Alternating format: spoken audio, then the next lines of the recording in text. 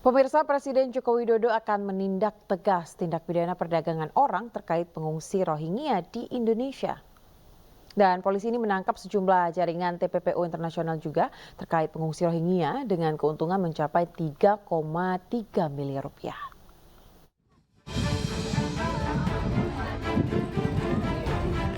Membludaknya pengungsi Rohingya sejak pertengahan November 2023 di sejumlah pantai di Provinsi Aceh kini menuai polemik.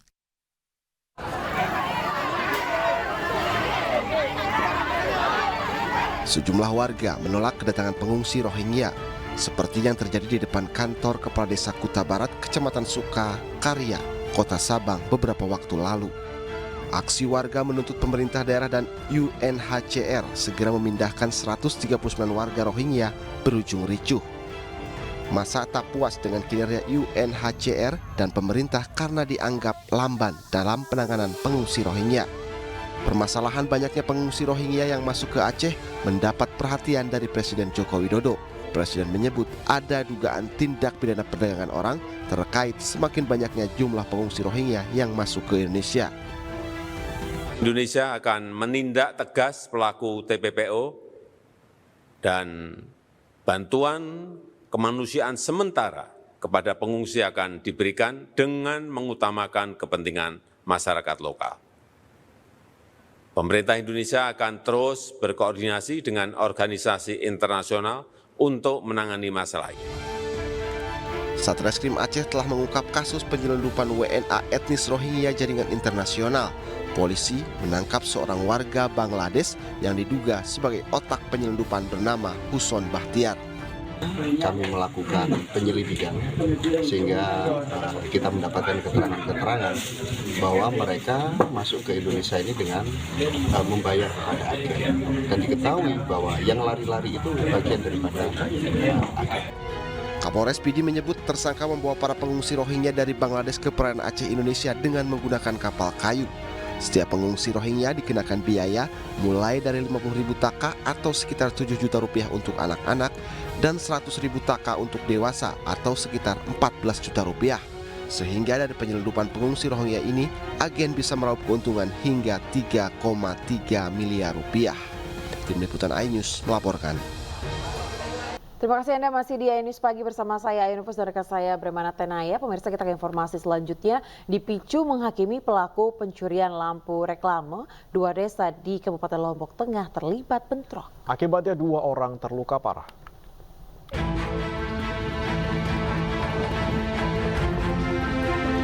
Dua desa dari Kecamatan Pucut, Kabupaten Lombok Tengah, yakni Desa Ketare dan Desa Segalanya, terlibat bentrok. Dalam sebuah video amatir, puluhan warga terlibat bentrok dengan membawa senjata tajam. Peristiwa ini terjadi lantaran adanya warga dari Desa Ketare yang terciduk saat mencuri lampu reklame di Jalan Bypass Bil Mandalika. Kemudian pelaku pencurian dihakimi warga. Tidak terima pelaku pencurian dihakimi, warga Ketare pun langsung turun dan terlibat bentrok dengan warga Segalanya. Akibat kejadian ini, 2 warga luka-luka akibat terkena senjata tajam. Korban pun langsung dilarikan ke rumah sakit. Sementara itu, TNI Polri berjaga di perbatasan 2 wilayah tersebut dan telah melakukan penyekatan untuk mengantisipasi adanya bentrok susulan. Salah seorang warga Ketare tidak mencuri lampu reklame, papan reklame yang di ujung sana. Ketahuan sama warga Dusun Kadek, hanya dipukuli. Kita evakuasi dan kita amankan. Tadi warga Ketare tidak terima kejadian itu. Sehingga terjadilah perkelahian yang seperti yang akan diketahui tadi.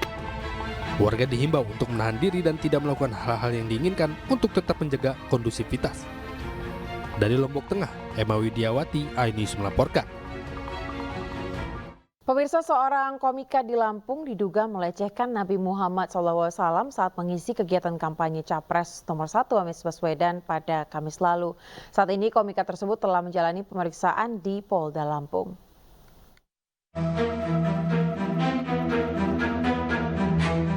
Video viral diduga menghina nama Nabi Muhammad. Ini diucapkan oleh komika Aulia Rahman dalam stand up-nya di sebuah kafe di kawasan Sukarame, Bandar Lampung.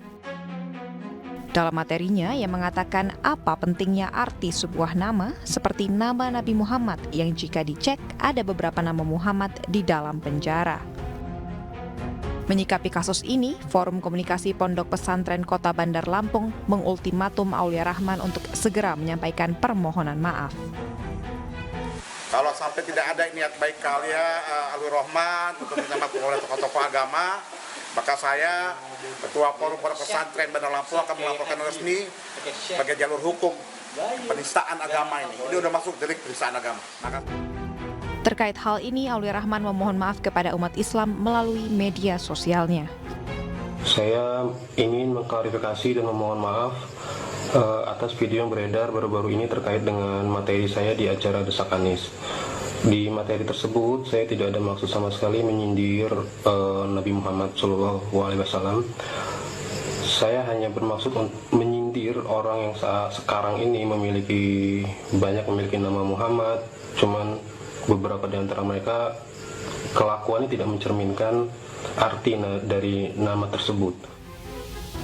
Aulia Rahman mengaku menyesali perkataannya serta meminta maaf kepada seluruh umat Islam dan kepada siapapun yang cinta terhadap Nabi Muhammad SAW. Tim Liputan iNews melaporkan. Selain itu, pemirsa, dugaan intimidasi terhadap seniman Butet Kertarejasa kembali terjadi. Kali ini diduga akses komunikasi Butet dilumpuhkan hingga Butet tidak bisa berkomunikasi.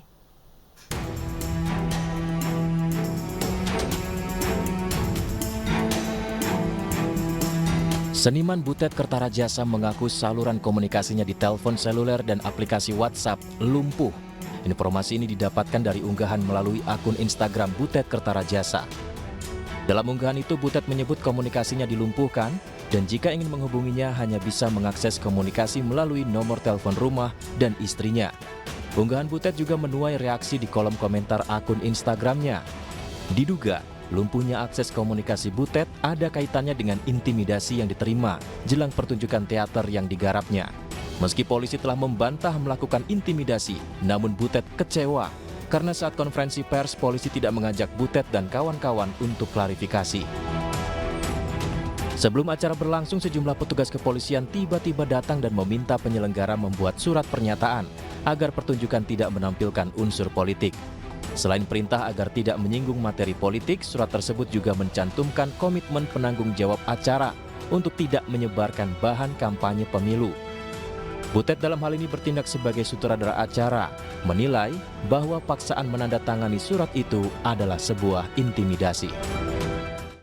Pemirsa, seorang nenek yang viral karena berorasi di mimbar bebas mahasiswa Universitas 17 Agustus telah menyatakan permohonan maaf karena menyebut institusi. Kepolisian juga membantah melakukan intimidasi usai sang nenek ini melakukan orasi. Karena undang-undang sudah diapakan, ayo.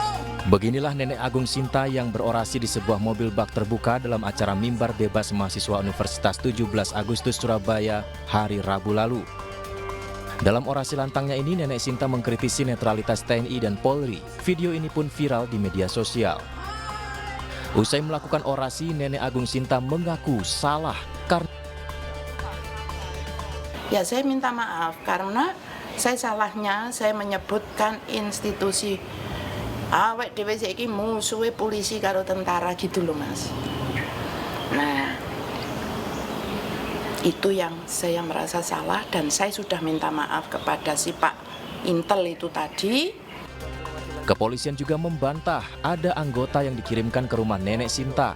Sama sekali tidak ada intimidasi atau perintah untuk mendatangi sang nenek. Ini saya tegaskan, saya pastikan bahwa itu bukan anggota Satintelkam Polres Batu. Kemudian sudah kami konfirmasi juga ke Bid Propam Polda Jatim ya terkait dengan berita itu kami sampaikan dan jawabannya itu bukan anggota Polda atau polisi Polda Jawa Timur ya. Jadi saya tegaskan dan saya pastikan seperti itu. Dan kami juga sudah konfirmasi ke Bid Propam Polda Jatim bahwa itu bukan anggota Polri. Sebelumnya Nenek Sinta mengaku gemas dan berorasi dengan adanya dugaan intimidasi, memberikan contoh seperti kasus Aiman Wicaksono hingga budayawan Butet Kertarajasa yang diduga mendapat intimidasi dari aparat. Tim Liputan iNews melaporkan. Capres nomor urut 3 Ganjar Pranowo menghadiri kuliah kebangsaan di Universitas Muhammadiyah Cirebon, Jawa Barat. Dalam dialog dengan para mahasiswa, Ganjar menyinggung perlunya independensi KPK untuk menguatkan pemberantasan korupsi.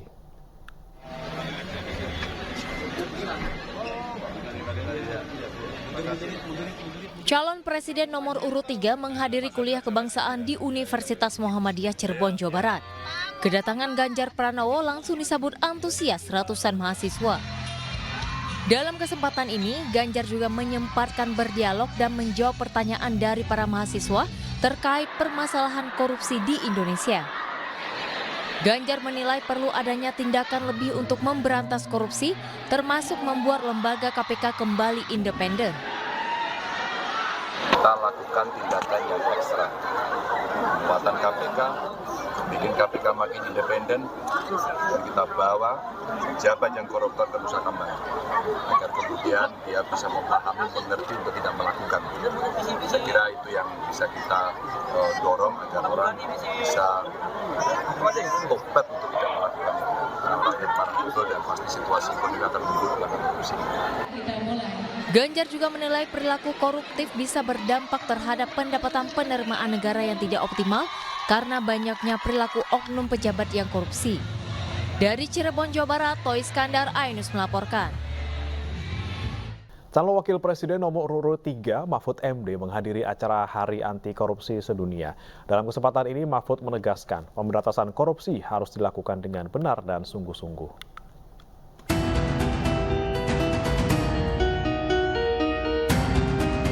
Cawapres Partai Perindo nomor urut 3, Mahfud MD, melanjutkan kegiatan kampanyenya pada hari Sabtu 9 Desember 2023. Kali ini Mahfud melakukan kampanye di Bandung, Jawa Barat. Dalam kampanye di Bandung, Mahfud menghadiri kegiatan Hari Anti Korupsi Sedunia yang dihadiri relawan dan simpatisan dari partai pengusung Ganjar Mahfud. Dalam kesempatan ini, Mahfud menyampaikan orasi kebangsaan terkait Hari Anti Korupsi Sedunia. Mahfud mengungkapkan Hari Anti Korupsi Sedunia ini merupakan bentuk momentum untuk merefleksikan diri dalam hal pencegahan dan penanggulangan korupsi di Indonesia. Hari ini adalah Hari Anti Korupsi Sedunia. Tentu kita akan mempertegas langkah-langkah kita untuk menegakkan hukum dan memberantas korupsi. Dan untuk itu nanti kita perlu dukungan dari masyarakat, terutama anak-anak milenial. Oh, bukan loh. Karena gini, saudara sekalian, korupsi itu adalah merampas hak-hak Anda semua. Mahfud menambahkan pasangan Ganjar Mahfud mempunyai sifat pemberani dalam melakukan pemberantasan korupsi, sehingga sudah semestinya para koruptor takut dengan pasangan nomor urut 3. Dari Bandung, Jawa Barat, Irfan Hardiansyah, Bagus Prasetya, iNews melaporkan. Pemirsa, Siti Atikoh Ganjar hadir dalam acara Sarasehan bersama Ibu Rakyat memperingati Hari Anti Korupsi 9 Desember dan Hari Hak Asasi Manusia 10 Desember di Pullman, Jakarta. Kenapa?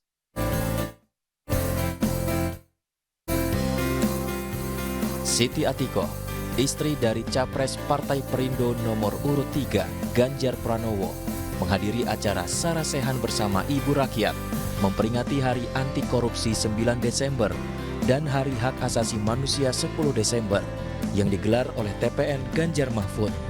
Adapun acara ini digelar di Pullman, Jakarta hari ini. Kehadiran Siti Atikoh disambut hangat dan antusias dari para tamu undangan. Hadirnya Siti Atikoh berbagi cerita tentang bagaimana cara menanamkan nilai anti korupsi di keluarga dan lingkungan.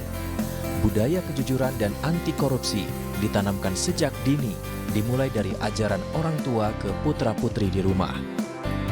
Acara ini dihadiri oleh Perempuan Indonesia Anti Korupsi, Komisi Nasional Disabilitas, Aliansi Nasional Bhinneka Tunggal Ika, Aliansi Masyarakat Adat Nusantara, Indonesia untuk Kemanusiaan, Koalisi Anti Korupsi Indonesia, Perempuan Berkebaya, Yayasan Cahaya Guru, dan lain-lainnya. Perwakilan dari partai pengusung Capres-Cawapres Ganjar Mahfud diantaranya Partai Perindo, Hanura, PDI Perjuangan, P3 juga hadir dalam acara ini. Dari Jakarta, Disti Arifa, Zulkarnain, iNews melaporkan. Pemirsa, Menteri Pertahanan Republik Indonesia Prabowo Subianto mengunjungi korban erupsi Gunung Merapi di Kabupaten Agam, Sumatera Barat. Dalam kunjungannya ke posko evakuasi, calon presiden nomor urut 2 ini mengucapkan turut berbelasungkawa serta mengapresiasi sekaligus berterima kasih kepada para relawan yang bekerja tanpa pamrih demi kemanusiaan.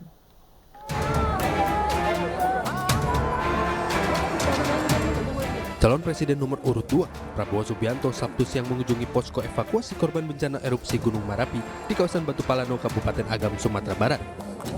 Ratusan warga menunggu terlihat antusias, diantaranya emak-emak meneriaki Prabowo dengan sebutan Pak Gemoy.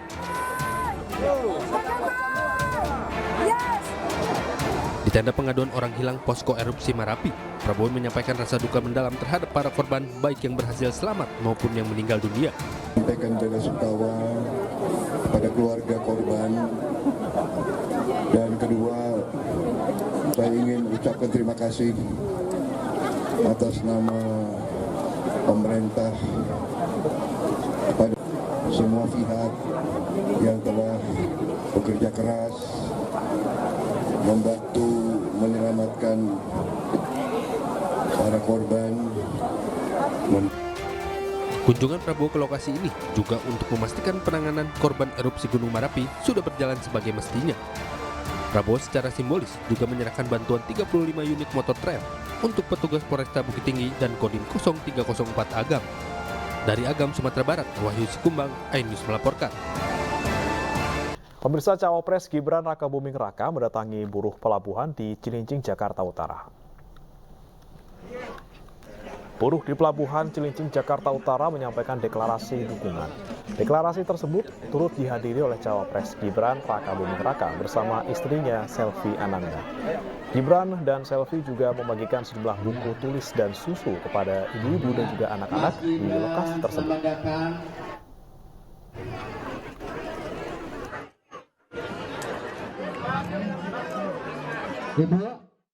Pemirsa, calon Capres-Cawapres nomor urut 1 melakukan kampanye di 2 daerah berbeda.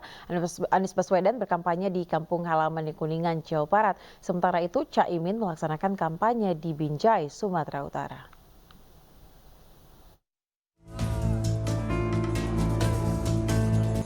Anies Baswedan melakukan kampanye di Kuningan, Jawa Barat untuk memantau harga sembako. Selain itu, Anies juga mengunjungi rumah adat Kuningan yang masih terpelihara. Kunjungan Anies diterima oleh para ulama sepuh dan keturunan Eyang Hasan Maulani. Selain menyampaikan maksud kedatangan kepetilasan tersebut, kepada para ulama Anies juga mohon didoakan dalam maju ke Pilpres 2024. Anies juga berkampanye di depan sekitar 3.000 pendukungnya, baik kader dari 3 partai pengusung maupun para simpatisan. Sementara itu, ribuan orang warga kota Binjai, Sumatera Utara antusias menanti kedatangan Caimin, calon wakil presiden Republik Indonesia nomor urut 1. Kedatangan Caimin di gedung olahraga GOR Kota Binjai disambut atraksi kesenian tradisional. Caimin juga dikenakan pakaian bulang serta tutup kepala dari etnis Karo yang dipasangkan tokoh etnis Karo di kota Binjai. Caimin berpesan kepada warga kota Binjai untuk memilih capres nomor urut 1 untuk perubahan Indonesia lebih maju. Dari tim liputan iNews melaporkan.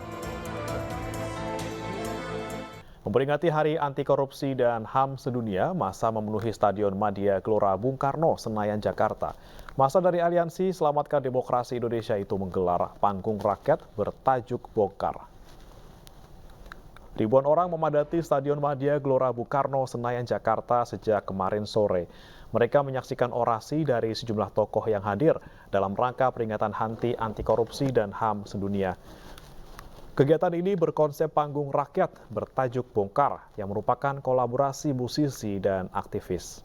Massa juga disuguhkan dengan pameran foto tentang sejarah Indonesia dan replika makam-makam pegiat HAM. Para tokoh yang hadir diantaranya Usman Hamid, Gunawan Muhammad, Faisal Basri, Laude Muhammad Syarif, Zomrutin Susilo, dan Renat Kasali.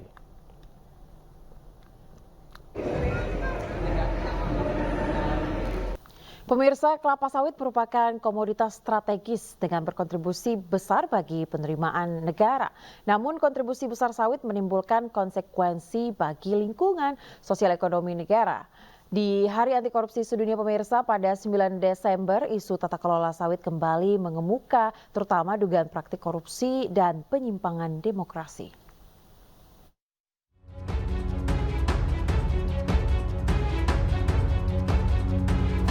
Sekretaris Jenderal Transparansi Internasional Indonesia, Danang Widoyoko, menilai kalangan elit yang menguasai lahan-lahan konsesi sawit di Indonesia bisa menjadi faktor penentu dalam praktek demokrasi Indonesia. Karena elit ini penting, kemudian elit ini juga akan turut dalam tahap tentu bisa menentukan apakah demokrasi bisa terus berlanjut ataukah demokrasi akan mundur. Apakah praktik korupsi dalam demokrasi masih toleransi atau tidak lagi ditoleransi, gitu ya. Ini yang saya kira membuat elit tidak bisa diabaikan dalam politik Indonesia, dan juga ketika kita membicarakan demokrasi, membicarakan korupsi, kita tidak pernah bisa melepaskan kepentingan elit mereka. Sebagai salah satu faktor penentu, maka transparansi dalam pengelolaan sawit juga diperlukan untuk mencegah praktek-praktek korupsi dalam sektor sumber daya alam. Keberadaan elit lain itu menjadi sangat penting. Karena apa? Karena demokrasi yang makin mahal itu mengandaikan sebetulnya kepemilikan akses pada sumber-sumber finansial yang cukup besar. Dan itu hanya bisa disumbang oleh mereka yang menguasai sumber daya dalam kekuasaan besar. Nah, sumber daya itu ada pada diantaranya adalah pemilik kebunan kelapa sawit, gitu ya. Nah, mereka ini bagian dari elit, gitu ya. Bahkan menjadi mungkin lingkar inti pucuk kekuasaan di Indonesia. Sementara itu, antropolog politik dari Universitas Amsterdam, Profesor Ward Berenschot, melalui Zoom menilai ongkos pemilu di Indonesia sangat mahal akibat keharusan menyediakan mahar politik. Hubungan antara pemilu yang mahal yang saya tadi sampaikan dan pelanggaran perizinan di sektor sawit. Karena akibat ongkos politik begitu tinggi, kasih dana dengan harapan setelah pilkada atau pilgub akan ada untungan untuk perusahaan. Berenschot berharap reformasi elektoral setiap 4 tahun sekali di Indonesia bukan fokus pada pengurangan jumlah parpol, tetapi juga bagaimana cara mengurangi ongkos politik. Korupsi dalam perizinan, penggelapan dan penghindaran pajak, serta berbagai persoalan terkait kebocoran perdagangan masih menjadi tugas yang harus diselesaikan pemangku kepentingan dan bahkan pemimpin Indonesia hasil pemilu mendatang. Dari Jakarta, Wela Syarlita, Hoirudin, iNews melaporkan. TNI Angkatan Laut terus berupaya mengevakuasi kapal MT Liberty yang kandas di perairan Pasir Panjang, Kabupaten Karimun, Kepulauan Riau. Menggunakan 6 unit tugboat, Pangkalan TNI Angkatan Laut Tanjung Balai Karimun bersama Pos TNI AL Tokong Hiu kembali berusaha mengevakuasi kapal MT Liberty yang kandas sejak 2 Desember lalu. Dalam evakuasi ini, TNI AL bersinergi dengan Syah Bandar dan instansi lainnya untuk mengevakuasi kapal yang membuat 130.000 ton minyak. Komandan Lanal Tanjung Balai Karimun Letkol Laut Andro Casanova menduga kapal MT Liberty kandas ketika sedang melaksanakan tarik jangkar ketika akan bergeser menuju ke dermaga. Sementara itu, pihak perusahaan telah memasang oil spill boom di sekitar kapal berbendera Kamerun ini untuk mencegah tumpahnya minyak menyebar luas ke perairan sekitar.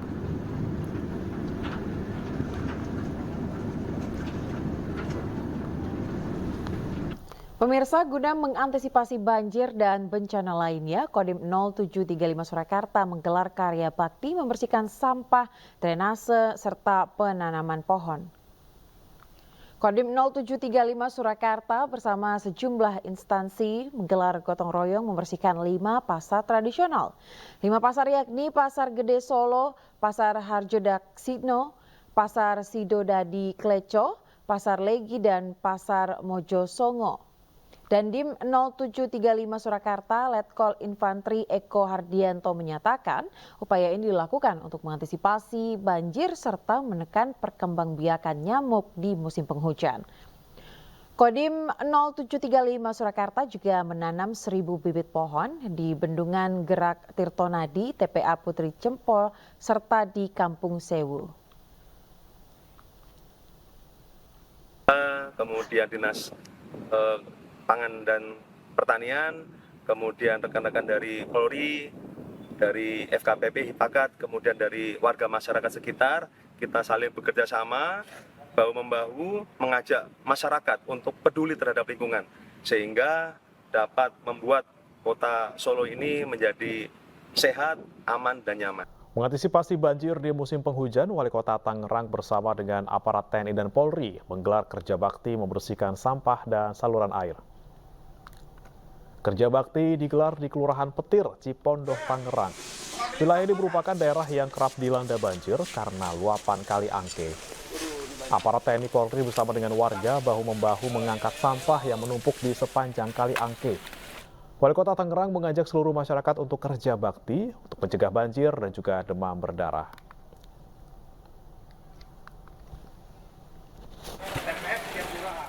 Akan melakukan kerja bakti massal kepada seluruh warga masyarakat Kota Tangerang. Saya ajak pagi-pagi jam 7 kita kumpul di RT RW-nya masing-masing. Sama-sama kita beresin, kita bersihin, kita rapikan lingkungan kita agar kita makin nyaman tinggal di Kota Tangerang. Ya tentunya tujuannya karena sekarang sudah masuk musim penghujan, jangan sampai nanti terjadi banjir, terjadi genangan, yang seringkali sampah ini menyumbat.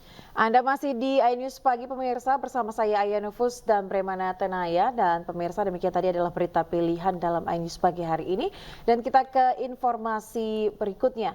Lebih dari 900 botol minuman keras diduga ilegal disita petugas gabungan dalam razia tempat hiburan malam di Kota Kembang pada Sabtu dini hari. Barreskrim Polri bersama Bea Cukai merazia tempat hiburan malam Aurus Club di Jalan Sukajadi, Bandung, Jawa Barat.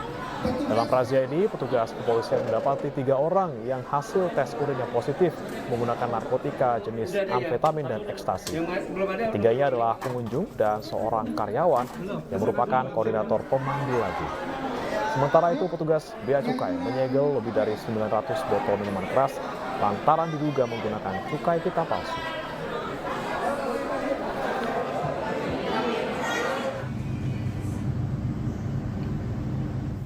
Viral di media sosial, seorang wanita di Mamuju, Sulawesi Barat mengamuk sambil membawa senjata tajam di sebuah pasar.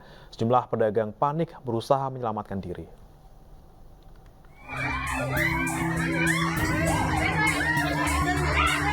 Sejumlah pedagang di Pasar Tasio, Mamuju, Sulawesi Barat panik dan berlarian pada Jumat pagi.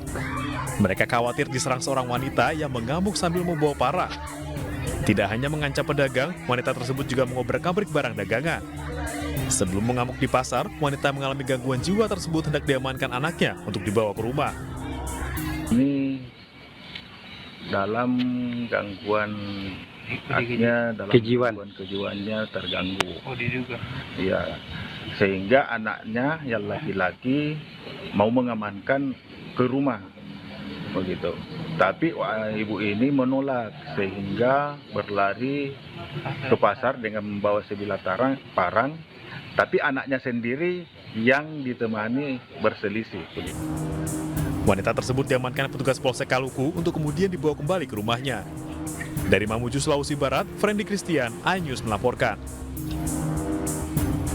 Pemirsa, polisi berhasil mengungkap perampokan yang terjadi di SPBU di Kabupaten Maros, Sulawesi Selatan yang terjadi pada Kamis siang. Dari hasil penyelidikan diketahui otak pelaku merupakan manajer SPBU.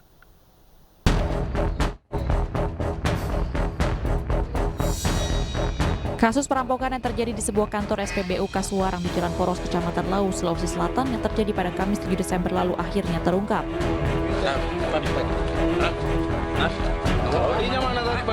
Berdasarkan hasil penyelidikan dan pemeriksaan dari pelaku Yusuf yang tertangkap sebelumnya, diketahui kasus perampokan merupakan skenario dari manajer SPBU sendiri. Dari pengakuan pelaku, polisi pun mengamankan sang manajer SPBU. Saat diinterogasi, Wahab manajer SPBU tak dapat mengelak dan mengakui perbuatannya. Dalam menjalankan aksinya, pelaku mengkondisikan SPBU dengan menyuruh security dan office boy untuk pulang dan hanya menyisakan seorang karyawan untuk menghitung uang. Di saat itulah sang manajer menyuruh rekannya untuk melakukan aksi pencurian. Peran manajer ini otaknya yang mana dia yang merencanakan untuk melakukan aksi tersebut. Total kerugian Bang dan barang bukti yang diamankan? Untuk total kerugian sebesar 110 juta yang telah kami amankan, lebih kurang itu sekitar 80 juta. Sisanya sudah dia pakai untuk ke tempat hiburan-hiburan. Kini kedua pelaku telah meringkuk di sel tahanan Mapolsek Lau, Kabupaten Maros untuk menjalani proses hukum lebih lanjut. Keduanya pun terancam hukuman maksimal 12 tahun penjara. Dari Kota Makassar, Sulawesi Selatan, Muhammad Nurbone, iNews melaporkan. Warga dikejutkan dengan penemuan satu mayat pria di penyaringan sampah aliran Kali Minangkabau, Manggarai, Jakarta Selatan. Jasad pria tanpa identitas ini diperkirakan berusia 40 tahun.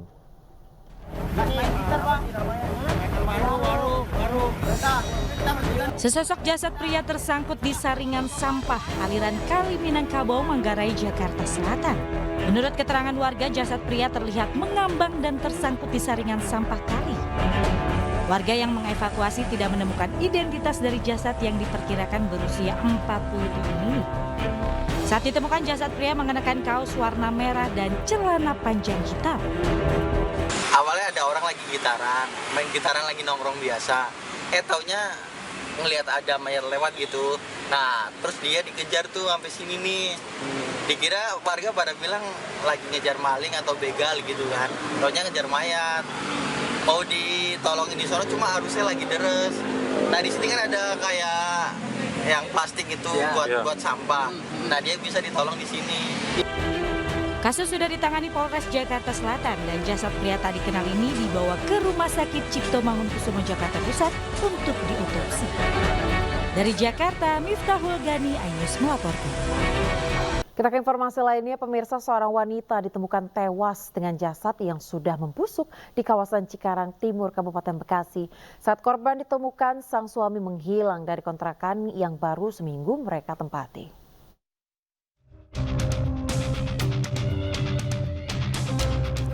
Warga desa Jatireja, Kecamatan Cikarang Timur, Kabupaten Bekasi, Jawa Barat digemparkan dengan penemuan sesosok jasad wanita pada Jumat siang.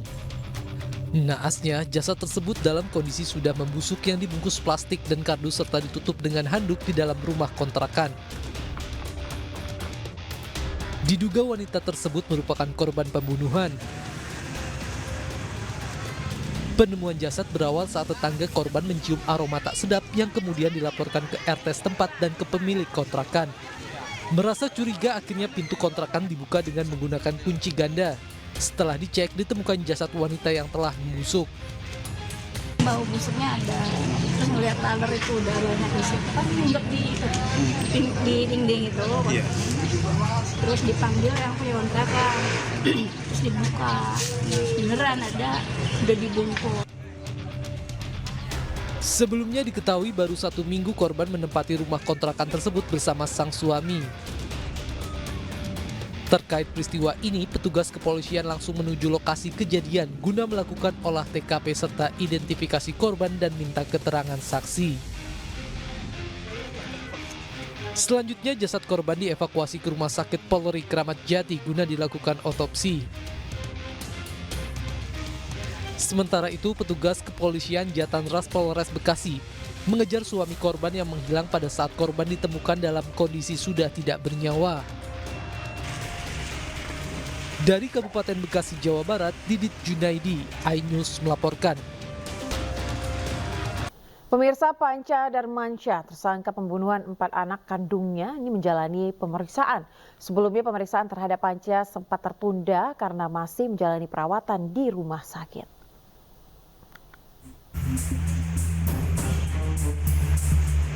Setelah sempat menjalani perawatan akibat percobaan bunuh diri, kondisi Panca Darmansyah, ayah yang tega membunuh 4 anak kandungnya, sudah mulai membaik.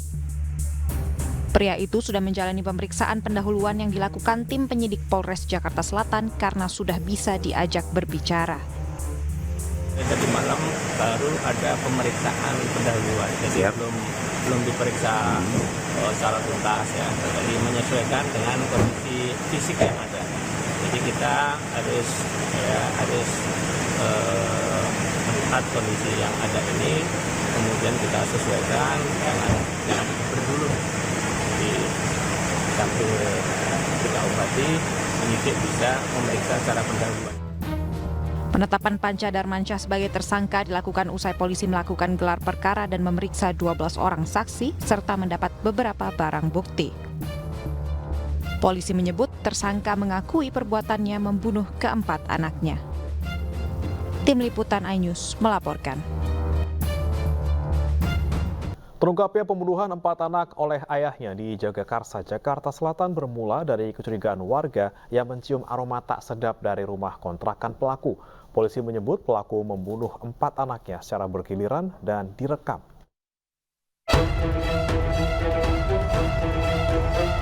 Mas, ternyata yang di belakang itu bukan bau tikus, ternyata ada anak meninggal 4.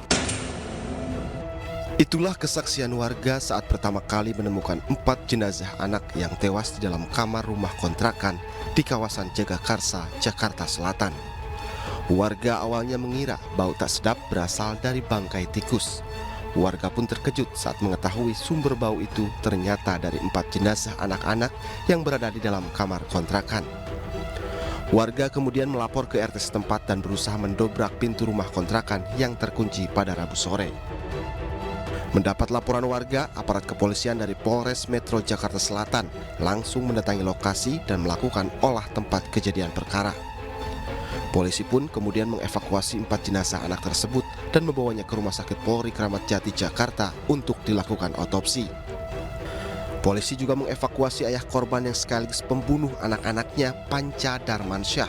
Saat itu, Panca ditemukan dalam kondisi terluka di kamar mandi karena akan melakukan bunuh diri. Polisi kini telah menetapkan Panca sebagai tersangka. Kepada polisi, Panca mengaku telah membunuh anak-anaknya dengan cara membekap. Panca membunuh 4 anaknya mulai dari usia paling kecil dengan durasi sekitar 1 jam dalam waktu rentan pukul 13 hingga 14 waktu Indonesia Barat. Memang benar yang bersangkutan melakukan pembunuhan secara bergantian. Dimulai yang pertama, anak yang paling kecil, anak korban inisial A, umur 1 tahun. Dilanjutkan anak korban inisial A juga, umur 3 tahun. Selanjutnya anak korban yang ketiga, umur 4 tahun. Dan terakhir anak korban yang tertua, umur 6 tahun. Setelah melakukan kegiatan pembunuhan ini, yang bersangkutan sempat menata barang bukti berupa mainan kesukaan dari para korban. Kasat Reskrim Polres Metro Jakarta Selatan menjelaskan tersangka Panca merekam aksi pembunuhan terhadap 4 anaknya. Rekaman pembunuhan itu menjadi salah satu bukti polisi menetapkan Panca sebagai tersangka. Selain itu, polisi juga menjelaskan setelah melakukan pembunuhan, tersangka merapikan mainan anak-anaknya tersebut. Memvideokan dari setelah kejadian itu. Jadi di situ disampaikan bahwa ya memang yang bersangkutan menyampaikan kepada di video itu kalau tidurlah nak yang tenang. Ini kesalahan ini adalah kesalahan papa. Atas perbuatannya, tersangka Panca dijerat pasal pembunuhan berencana dengan ancaman hukuman penjara seumur hidup. Sementara hingga Jumat, jenazah anak-anak Panca masih berada di Rumah Sakit Polri Kramat Jati. Padahal pihak rumah sakit telah memperbolehkan keluarganya untuk membawa pulang jenazah korban. Dari Jakarta, Tim Liputan iNews melaporkan. Pemirsa, membangun karakter generasi muda yang kuat dapat dilakukan melalui olahraga. Melalui berbagai kegiatan di dunia olahraga, para caleg Partai Perindo percaya semangat dan spirit olahraga dapat menjadi pondasi generasi muda dalam meraih cita-cita.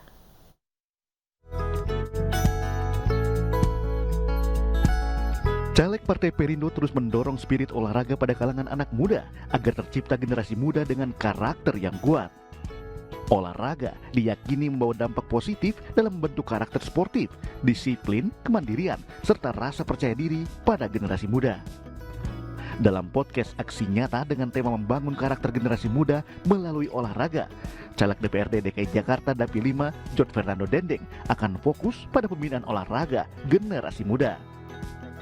Olahraga itu banyak mengajarkan anak-anak muda untuk membentuk karakter mereka. Yang pertama soal sportivitas. Di situ belajar bagaimana kita bisa respect sama lawan kita, kita bisa bisa percaya dengan teman-teman kita juga gitu kan. Yang kedua juga bisa belajar kerja sama tim. Olahraga juga diyakini Jod Fernando dapat menjadi sarana yang efektif untuk membentuk generasi muda yang jujur dan berintegritas. Tim Liputan iNews melaporkan. Pemirsa, salah satu hotel ternama di kawasan Jakarta Utara merayakan ulang tahun yang ke-28. Acara ini dimeriahkan hiburan musik dan tarian khas Nusantara serta penghargaan kepada sejumlah mitra.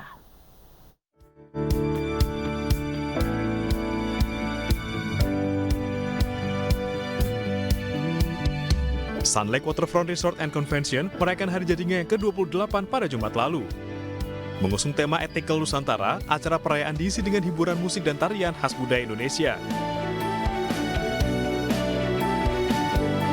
Selain itu, penghargaan diberikan kepada sejumlah mitra sebagai wujud sinergi pihak manajemen dengan pihak yang turut membantu membesarkan nama Sun Lake. Di usianya yang hampir menginjak angka 30 tahun ini, diharapkan Sun Lake Waterfront Resort and Convention dapat mempertahankan posisinya menjadi salah satu hotel terbaik di Jakarta. Untuk tema kita tahun ini adalah memasuki tahun ke-28, Sun Lake Waterfront Resort and Convention mengambil tema Etnikal Nusantara, di mana kami berusaha menampilkan keunggulan-keunggulan beberapa tarian dari Nusantara, kemudian pertunjukan-pertunjukan musik dari Nusantara. Ya, kita harap ke depan Hotel Sun Lake menjadi yang terbaik, khususnya di wilayah Jakarta Utara dan di wilayah Jakarta, DKI Jakarta secara umum ya. Target-target tahun ke depan tentu kita ingin pertumbuhan tingkat okupansi yang lebih baik, F&B kita juga lebih meningkat, agar bisa mencapai semua target yang sudah kita tetapkan. Demikian. Tentunya kami sangat berharap bahwa apa yang sudah kami bangun, fondasi-fondasi yang sudah dibangun oleh Sango Hotel Management secara konsisten bisa diikutin oleh seluruh karyawan yang ada, sehingga ini menjadi sebuah fondasi yang kuat, karena target kami adalah bagaimana customer kami mendapatkan kepuasan yang melebihi harapan mereka. Berdiri sejak 1 November 1995, hotel di bawah naungan Sango Hotel Management ini selalu menawarkan keanggunan, kemewahan, serta keramahan khas Indonesia dalam setiap pelayanannya kepada pengunjung. Dari Jakarta, Naomi Irene, Indra Purnama, iNews melaporkan. Liburan akhir tahun merupakan momen yang paling ditunggu-tunggu oleh masyarakat Indonesia bersama keluarga. Lido Lake Resort by MNC Hotel menawarkan pengalaman spesial untuk menghabiskan libur akhir tahun bersama keluarga.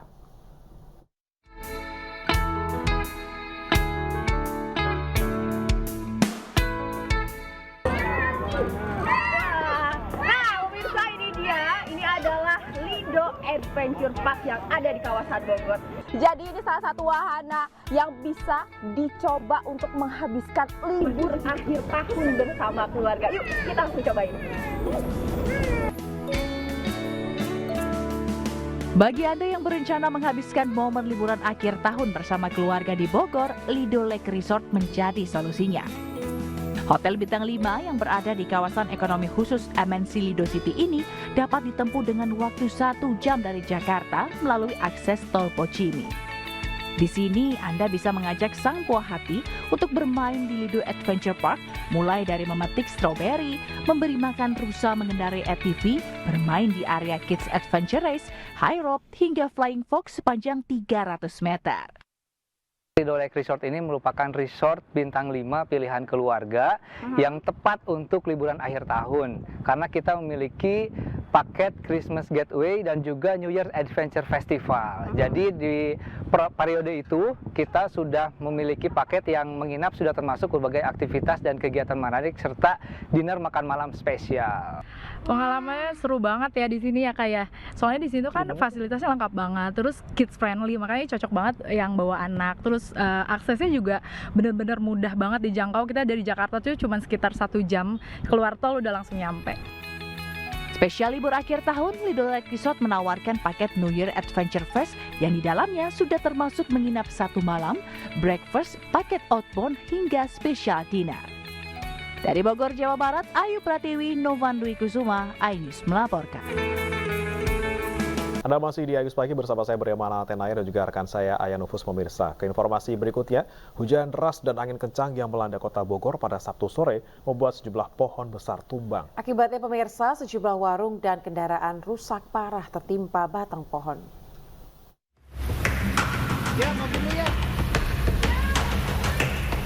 Warga berusaha memindahkan batang pohon yang tumbang di Jalan Ahmad Yani, Kota Bogor, Jawa Barat pada Sabtu sore.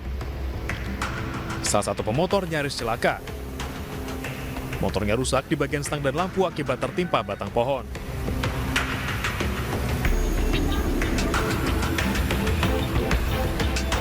Seorang wanita juga berusaha memindahkan sendiri batang pohon yang menghalangi laju mobilnya. Ya, mobil saya ketimpa, tadi hujan deras, anginnya muter, tiba-tiba kaget ada pohon tumbang kena kap mobil. Ya ampun. Pohon tumbang akibat hujan deras dan angin kencang terjadi di 2 kecamatan, yaitu Tanah Sareal dan Bogor Utara. 2 warung di Jalan Kaum Luwuk porak-poranda dan membuat para pedagang tidak bisa lagi berjualan. 3 mobil juga ringsek tertimpa pohon yang tumbang. Tidak ada korban jiwa dalam peristiwa ini. Ya panik semua. Dan langsung pohon kicopong itu roboh langsung. Nimpa warung kue sama warung bubur nasi, kacang hijau. Itu 2 yang parah. Di sore hari ini terjadi hujan, disertai angin kencang. Dan mengakibatkan ada 9 kejadian. Sementara ada yang kami terima. Salah satunya terparah berada di Kecamatan Tanah Sareal, khususnya di Kelurahan Tanah Sareal. Jadi ada 7 kejadian pohon tumbang, 6 di Tanah Sareal dan 2 di Kecamatan Bogor Utara. Petugas BPBD dan Damkar berusaha mengevakuasi batang-batang pohon yang tumbang.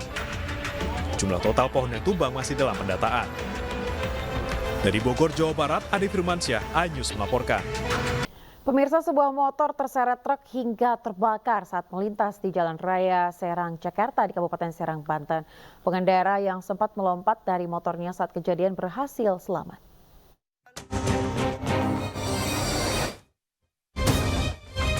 Sepeda motor ini terbakar hebat di kolong sebuah truk di Jalan Raya Serang, Jakarta, Desa Kaserangan, Kabupaten Serang, Banten pada Sabtu siang.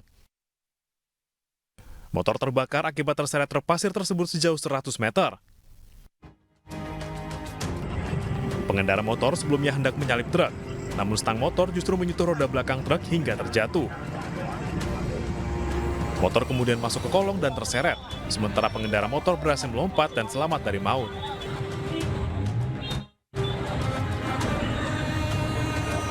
Dan akhirnya motor tersebut masuk ke dalam bawah truk ini dan terseret. Untuk pengendara motor tersebut ya kenapa-kenapa karena di saat tersenggol dan motornya masuk ke bawah truk, pengendara tersebut lompat dari motor tersebut. Sebelum terbakar sempat terseret terlebih dahulu sekitar 100 meter dan truk ini akhirnya mengambil jalur kiri untuk ke pinggir. Akibat kecelakaan ini, pemotor hanya mengalami luka ringan.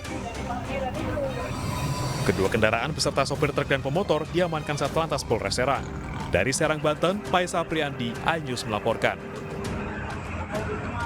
Masih tingginya kasus kebakaran rumah di Jakarta yang sebagian besar dipicu hubungan pendek arus listrik atau korsleting menjadi perhatian Partai Perindo. Edukasi dan sosialisasi serta menyediakan alat pemadam api ringan menjadi solusi untuk menekan kasus kebakaran.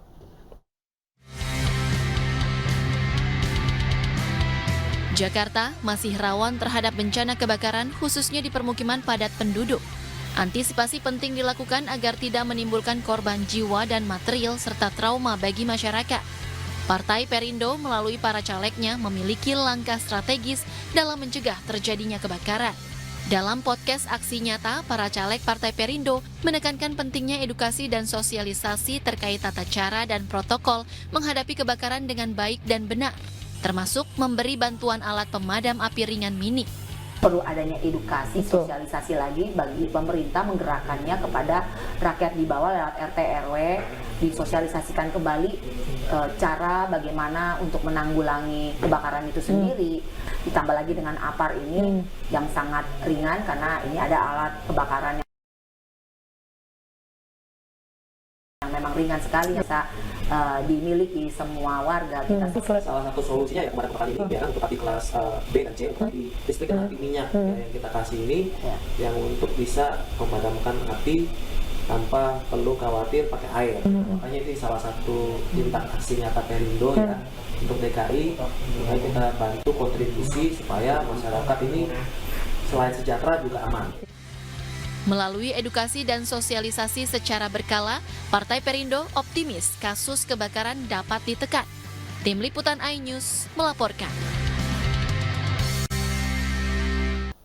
Pemirsa, satu relawan Mercy warga negara Indonesia pada hari Sabtu berhasil dievakuasi sekitar pukul 19 waktu Indonesia Barat.